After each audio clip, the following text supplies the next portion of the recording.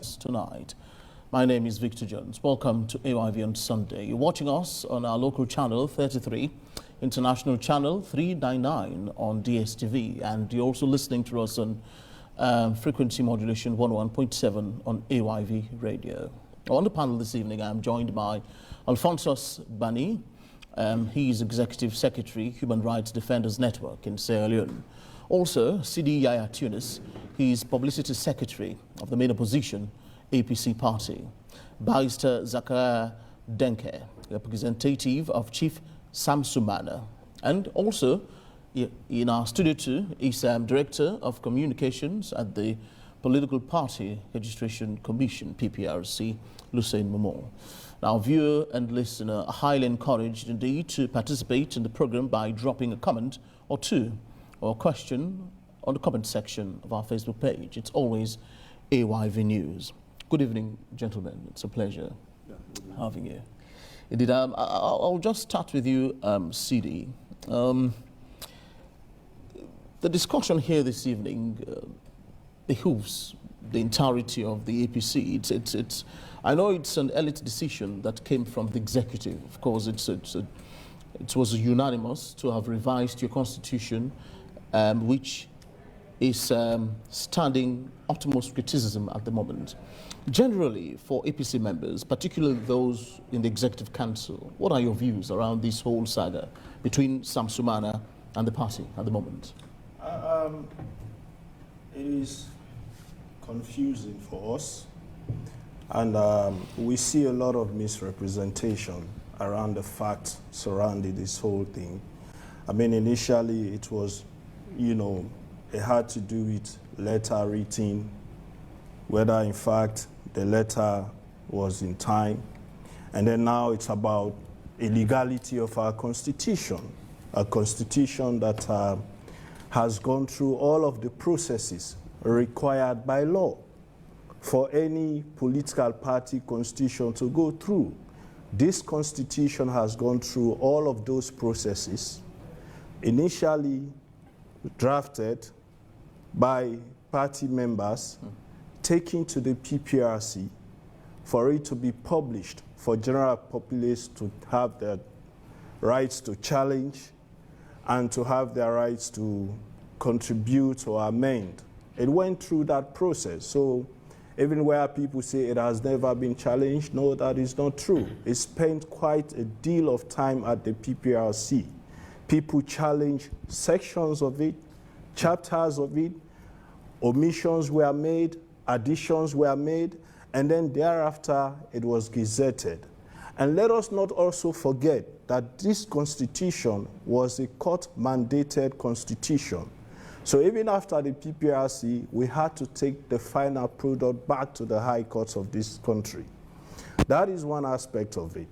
The second aspect, it is this same constitution that took us to the general elections in 2023, wherein again, the law requires us to make rules for every internal elections. Rules were made. Again, those rules were sent to the PPRC. They were also challenged. There were additions and omissions made, and those rules were later gazetted, just as the Constitution. So they formed part of our election rules that took us to the internal elections. 17 people, 17 contested for the position of Flagbearer under this Constitution in 2023. And they went through the democratic process of election, and one person emerged, through the elections by the national delegates, and that was Dr. Samra Kamara. So this constitution took us into the 2023 election. Now here we are, getting ready for our internal elections for the 2028 election as stipulated by the constitution of the APC. Now again, as required by the National Constitution and the PPRC Act, we have developed our rules. And because of the experiences we had leading into 2023, we made sure that our rules sent to PPRC to govern our internal election are strictly in adherence to our constitution, so that we will not experience delays, we will not experience challenges since this constitution had already gone through the necessary legal challenges that it should as required by law. So all of these that we are now hearing about violation of national constitution, there is no provision whatsoever in our APC constitution that is in contravention with the national constitution, with any provision in the national constitution. It is in strict adherence to the national constitution, all of the provisions in it. I don't know exactly which sections of the national constitution, maybe during the course of our conversation here tonight, will be shown which section of the national constitution that the APC's constitution violates. And when it comes to that, maybe I'll throw light. But as far as we are concerned as the national executive, yes, there were issues. The party has readmitted Chief Sumana, and we will encourage him. We look forward to him working with us in the party. But that is not to say that as per the law require us, we as a political party will not go by the mandate of our constitution when it comes to our internal democracies. Let me hear from Barrister Denke. This has to do with you directly. You're representing the man himself on the panel tonight. Where are you having problems, with the APC? Which area of the law? Is it an argument of the supremacy of the law of the land against a law that governs a political party in Sierra Leone? Where does the problem lie? Once again, thank you, AYV, for hosting us. Thank you, viewers. With respect to constitutional law, we are of the strong belief that the Constitution, the National Constitution, Sierra Leone Constitution, Act number 6 of 1991, reigns supreme. With respect to any other constitution, be it political parties or any other organizations, they are subset of the National Constitution. I will refer you to section 171, subsection 15, if I may read. This constitution shall be the supreme law of Sierra Leone, and any other law found to be inconsistent with any provision of this constitution shall, to the extent of the inconsistency, be void and of no effect. So with respect to this provision, section 56B of the APC, Article 56B of the APC 2022 Constitution, it's dead on arrival, because this section has rendered it null and void. As far as we are concerned, 2023, Chief Sumana paid his dues to contest. By then, he was a provisional member. His membership has not yet been concluded with respect to his reinstatement. It is a process that started under the 1995 Constitution. There are several consultations with the party for him to return. He submits a letter requesting for his expulsion to be rescinded. The letter was acknowledged, and NAC held a meeting, and they approved his return with a letter delivered to him on the 10th of September 2020, stating that they have unanimously, without any abstention, approved his return, but subject to the approval of the NDC. That said, the court declared that very executive to be illegitimate, specifically the executive between 2017 and 2022. However, notwithstanding, we should be aware of the fact that Chief Sumana came as an innocent man with legitimate expectation that he is dealing with a body that's supposed to have put themselves in position legitimately.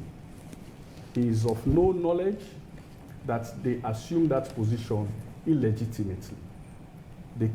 They start the process, and after that letter was given to him, Subsequently, he paid his dues, his backlogs from 2016 to 2023, and he subsequently paid additional payment of his membership. He tenders those receipts, bank slip, and the party acknowledged and gave him their own receipt in acknowledgement of that payment. Non-member cannot pay a backlog fee or read neither a readmitted member. He will start as a new member, only a reinstated member. For argument's sake, let's say the process started with, it was flawed when it started. It was perfected as we go. The court directs that they held a national delegates conference, and they are directed for them to include the agenda for membership issues in the agenda for, as requested by the court. They failed to do that. They were held in contempt. Subsequently, the National Delegates Conference do approve and reinstate Sam Sumana and others who were expelled and either suspended through a resolution. Let me bring you back to this same illegitimate executive that was declared by the court between the specific period that I earlier stated. They appointed drafters to review the 1995 constitution and draft a new constitution. This same executive. And that draft was subsequently adopted by a legitimate body, which is NAC, in the National Delegates Conference. At the same time, under the 1995 Constitution, when that reinstatement was done, for us, by accepting the backlog payment, by their conduct itself, they have acknowledged that the expulsion has been reinstated, and it is effectively a member restored with all his rights from where he left. It is clear, as far as we are concerned. I'll come to Alfonso in a while. But, Sidi, you took this man's money. No, I mean, let me explain. So, because people have to... That's why the controversy lies, No, it seems. people have to understand the timeline. People have to understand the timelines and what really happened. So, in January 2020, the party was on its way to a National Delegates Conference when a group called NRM took us to court. We were injuncted, and the National Delegates Conference then was cancelled by the court after this party having spent billions, right? So what happened? Now he made reference to a letter given to Chief Sam Sumana in 2020. And in that letter, they did say, subject to the approval of the National Delegates Conference. There was a reason why the party did that. Because the party knew that the only body that has the competent authority to readmit Chief Sam Sumana is the National Delegates Conference. So the letter said subject to the approval of the National Delegates Conference. Now, this is what happened. In between January 2020 to about September, October 2020, NRM withdrew its matter. But the same day, Alfred Peter Conte took us to court again. And Alfred Peter Conte's case, at some point, the court ruled that the executive was illegal, and they set up an interim body, the ITGC. Let us have this in mind. And the ITGC was set up. Not that the executive was disbanded by the court. The ITGC was set up to oversee the affairs of the party. But in any case, let us know that our constitution was still in existence, the 1995 constitution, which clearly states that Chief Sam Sumana's approval is pending, readmission is pending the approval of the National Delegates Conference. So what did Chief Sam Sumana do? He knew that there was no delegates conference has taken place. He went and paid money to Alfred Peter Conte. Backlog. So who do you blame? The APC party or yourself? You knew, no, let me come. We have to get these facts out straight for people to understand. There was no National Delegates Conference. The letter you had stated that your admission was pending the approval of the National Delegates Conference. You knew the party was in court, and an interim body has been set up to oversee the affairs of the party at that time by the court, and then you went and paid money to this interim body. Now what happened? During the same cause, the judge ruled that that particular action by Alfred Peter Conte was wrong. He was even fined 50,000 new leones for that particular action. The judgments are there. The judge ruled that it was wrong. So he was even fined 50,000 new leones. So who do you blame in that case? Are you saying that the APC had no knowledge of this money that We was were received? not in charge. We were not in charge. So it was the interim committee that was exactly in charge, led by Peter, correct, the very man who took this money. Yes, led by Alfred Peter Conte. So it was in this process. So this idea that the APC accepted the backlog, and this idea that you paid money, even when you knew that the party had already written a letter to you stating that your readmission was pending the approval of the National Delegates Conference, which by constitution of the APC, not even NAC, which is the second highest decision-making body, not even the national executive, let alone an interim body that was set up by the court. The constitution was still in existence, by the way. So we have to bear that in mind. So in any case, in January 2023, in January 2023, when we went, in March 2022, when we went to adopt the constitution, the National Delegates Conference deliberated on this matter and we came back. The court ruled that we go back and deliberate on this. So in 2023, the National Delegates Conference ruled that Chief Sumana and others who had left the party and who are expressing willingness to return be readmitted into the party, which we did. That is why That was in what year? In 2023, which is why his membership card has been since given to him, stating that particular time that that approval was made. Now, the fact here is, I have explained this aspect. What we are confused about and what we would want to know exactly is which part of the national constitution we as a party are in violation of. Because so the reference is section 171(15). The reference of section the reference of section 171 is only saying expressing that no other law can contradict the national law. But our party is not contradicting the national law. Victor, that is why I'm asking which section of the national constitution is our party. Let me just few seconds before I hear from them. Firstly, for one to qualify to be a presidential candidate according to the national constitution, I will refer you to section 41 and 76. 76 is clear with respect to you have to, you do not have to have a criminal record. You must not have you must not have voluntarily assumed citizenship of a second country. You must be sane, etc. Section 41 is clear. You must belong to a political party. You must have attained the age of 40. You must be a Sierra Leonean, and you must qualify to be a member of parliament. With respect to the violation, specifically with respect to Article 56B, it is in variance with 41 and 76. The Constitution is clear, and 171(15) is instructive.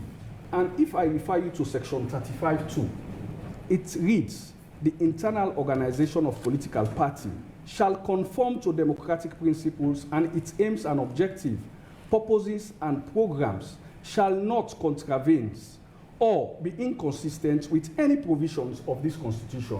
So it is specific and direct. So and now you have the answer. Okay, so which sections so let me refer him also to Article 7 of the APC 2022 constitution for him to read it. It almost seems as though we're having a constitutional no, we are not.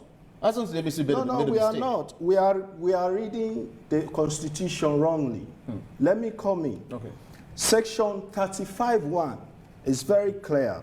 35(1) says political parties may be established to participate in shaping the political will of the people, to disseminate information or political ideas, social and economic programs of national character, and to sponsor candidates for presidential, parliamentary, and council elections. That is 35(1).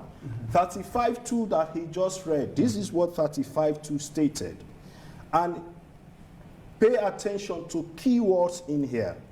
What 35(2) says, the internal organization of political parties shall conform to democratic principles,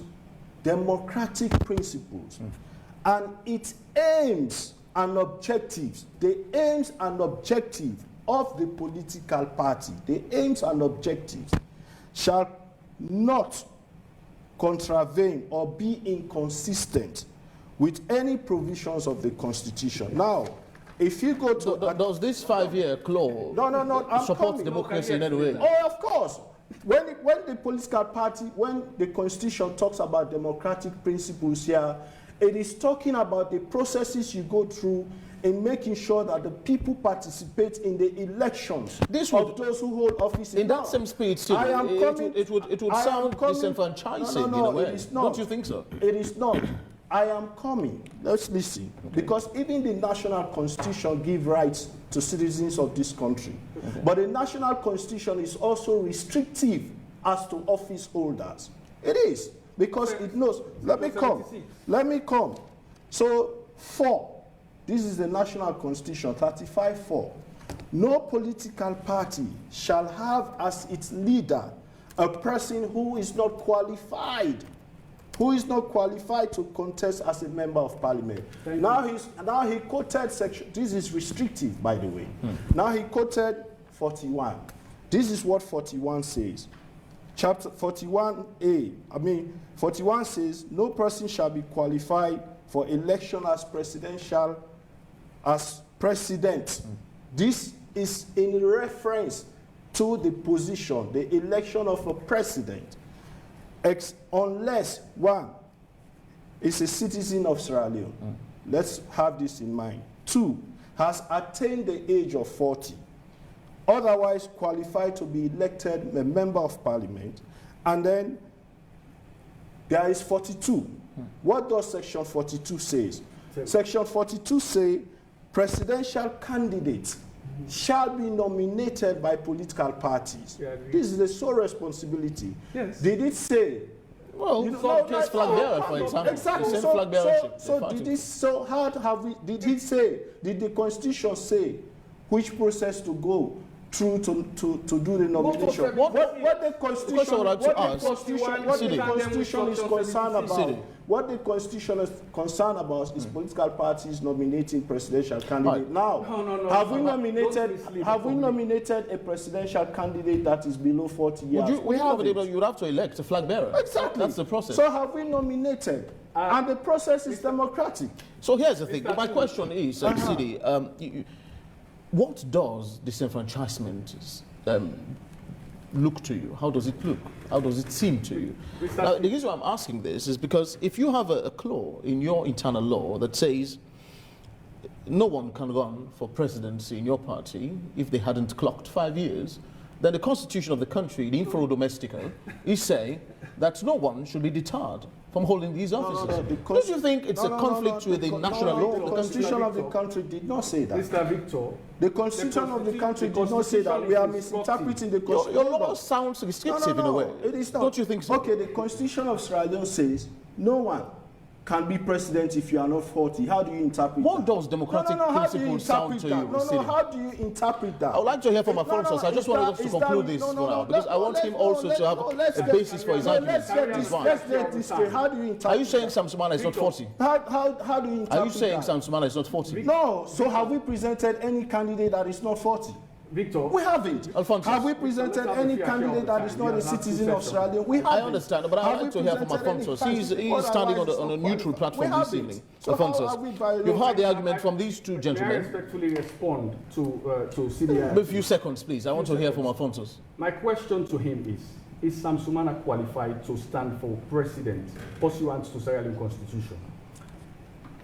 Sumana is qualified to run for president. Yes, he is. But we have a responsibility. So the buck stops we there. have a responsibility as political party to also make our own laws. The Certainly. party made it Certainly. very Right, clear. I'll come back to you on this very law. You I'll have come the back- responsibility Sidi, to make rules, but those then rules can please allow have to him. be in conformity with section It is 76 in and conformity. please allow Our it. responsibility, Sidi. like I 56 stated, 56B is our not. responsibility, It is as I not. stated, And it is is going dead on through a arrival. nomination process that is democratic. Right, And now, our responsibility is to ensure that at the end of the day, we present a candidate that meets the requirements. I'll come of back to you on the provisions spirit Section of this 45. very law, this 5-year tenure. I'll come back to you on that. But let me just hear from Alphonsus. I mean, you've heard these two politicians sort of, speak this evening. You've heard the differing arguments that they've put forward, in conflict with the law. And it almost seems as though these two laws, the national law and an internal law, are conflicting each other, which takes preeminence. I mean, ideally, for jurisprudence sake, you would say the national law. But let me hear from you. You have served for a while in this country. You've watched democracy grow from a particular level to where it is at the moment. What do you think is wrong in this argument? Thank you very much. You see, the problem we have is, and I will not limit to the discussion to the APC party. I will bring the two major political parties because they have been in the governance system of this country, the APC and the SLPP. When these political parties, they organize their party constitution, their party dynamics, it is what they have at the party level they translate into national governance. What APC has previously in the 1995 party constitution is what they translated into national governance. That was why we witnessed the scenario where the former president dismissed Sumana because their party is shaped in the way of election or by appointment. And so the position of the vice president was an appointed position. So at that time, the president can just dismiss you because he appointed you. But let us, I just want people to understand, let's look at first the issue of the expulsion, because that is where this whole discussion came on the issue of Sumana. Let's look at when he was sent out, he was asked out of the party office, the APC, which was sometime in March 2015. It is also there in the party constitution of the APC that when you are aggrieved or when something has taken place within the party, you have the right to appeal. So when Sumana was expelled out of the APC on the 6th, there is a 30 days window for him to appeal against that expulsion.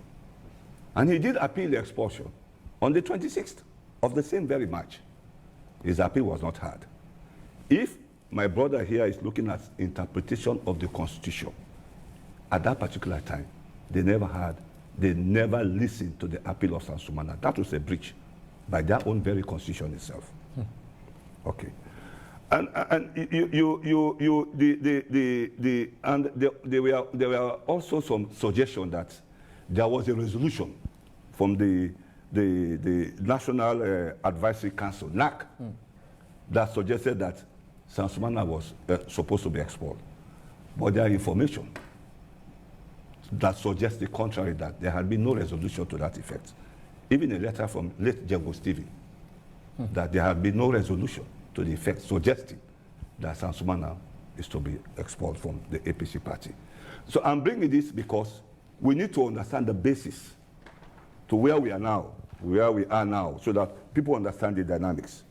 I know there could be something that is far different from what we are discussing from from the human rights perspective or from the civil society perspective relating to the 2018 election that led why these people, the APC party, still have grievances against the Sumana as an individual because of what happened at that time in Kono district when he left Kwedu town and went to his village without making a proclamation. And except if he is trying to maybe trying to breach or not to accept, but I think from his own conscience, that has been the crux of the issue of Sumana in this current time. But let me go further. You realize that there was no decision. So in other words, why the party itself created a problem for themselves within their own constitution, we also witnessed the controversies in our national constitution, because the provisions of the national constitution that the procedure to remove the president from office is the same procedure you use to remove the vice president from office. But what we saw is dismissal. The matter was taken to court. The Supreme Court, by interpretation, said the president was right. That was a judicial precedent. So tomorrow, Mada Bio can wake up in the morning and just dismiss Julia Jallo because it has now become a precedent. Julia Jallo will have no way to complain. It has now become the judicial precedent. That was a terrible error in this country. So these political parties are not doing justice to the people of this country because they are doing things that suit them, their own convenience, not the convenience of the general population.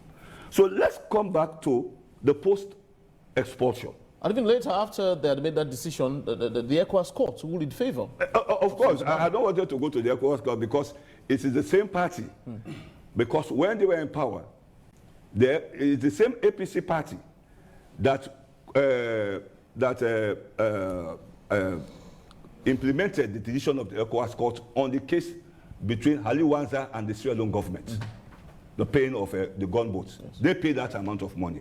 When Sumana took the matter to the ECOWAS court and the decision came, they said they are not bound by the decision of the ECOWAS court. That was a laughable situation. I don't want to go into that because it was a complete disgrace to this country. Okay. So if you honor one aspect and the decision of another area, you said you are not bound by it and they cannot compel you. And that was a misleading position by the government at that time. Okay. Let's take a look at the post-expulsion era. And I had them discussing the issue of payment or whatsoever. If you take the interim body, if the interim body was constituted outside the party, nobody coordinated that. But for the mere fact that there is an interim body representing the APC party, by their conduct, by action, everything represents the APC party as a party. Whether it is, as long as they are interim and it is recognized. So in essence, you're saying it is the APC that collected these monies? Oh, of course, because it's an interim body. That's why they call them an interim body. Okay. So whatever agreement they go into contract, it is binding because it serves the purpose of the party. Okay. And so, whether it was expressed writtenly, an agreement of in terms of bringing back Sumana, but by their conduct, can Sumana offer the consideration by paying back his dues? And those dues and backlogs were accepted. So there is already a contract between the interim body and an individual member of the party. And that interim body is representing APC. It's not representing SLPP or any other group. It is an interim body for the All People's Congress Party, except Mr. Tunis is telling us that interim body does not represent APC. Then I will agree with him.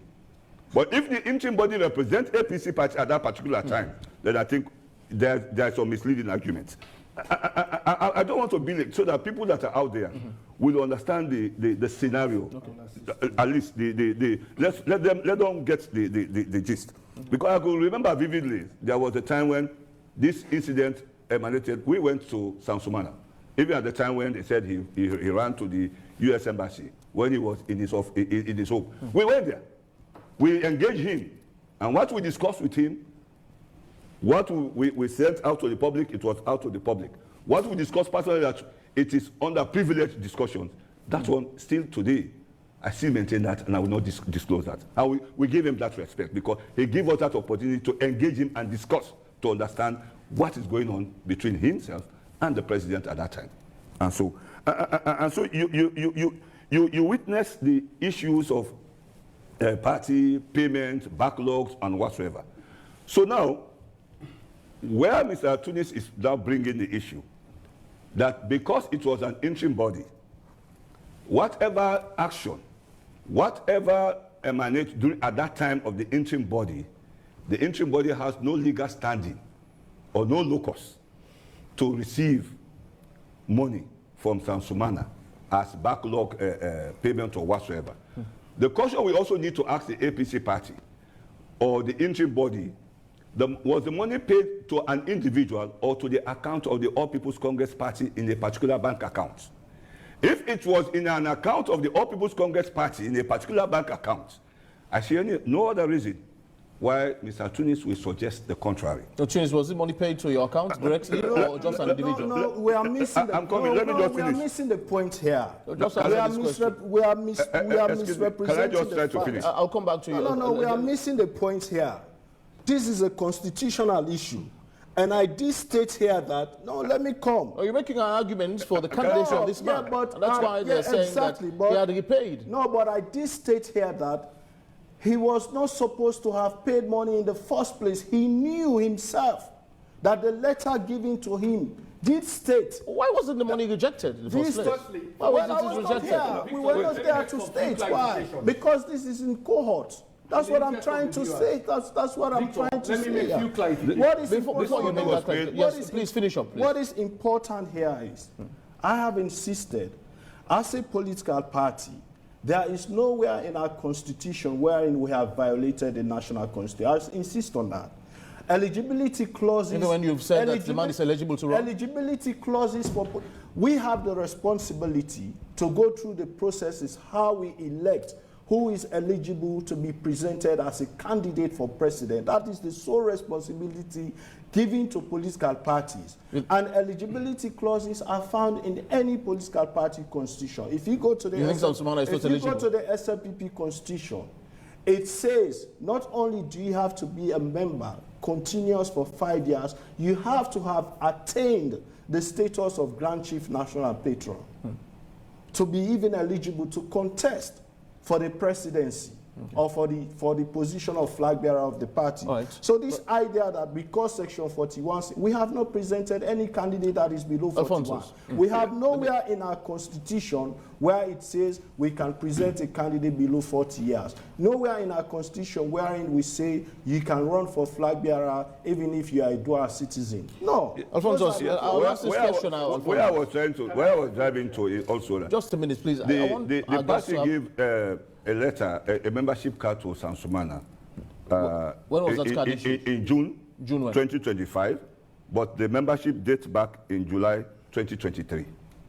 So yes, the question is, Sumana paid his membership backlog that covers the period 2016 to 2023. So is the party not in agreement with all the monies paid backlog from 2016 to 2023 by Sumana? No, because in 2016, Sumana was still a member of C4C. So how can you go pay backlog? This is what I'm trying to. This is a law to point out. How can you go pay backlog when you were a member of another political party? Well, let me just ask you this: is it a law within the APC that a member should not hold dual, party membership? It is the national law.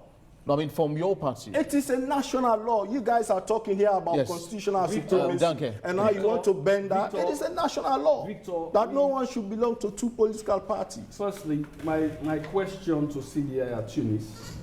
You can make your submission. Yes, make your submission. You know what? Firstly, I would like to bring to his attention that the procedure and processes with respect to the appointment of the NAC investigating committee was flawed and contrary to the 1995 constitution. The expulsion of Sumana since inception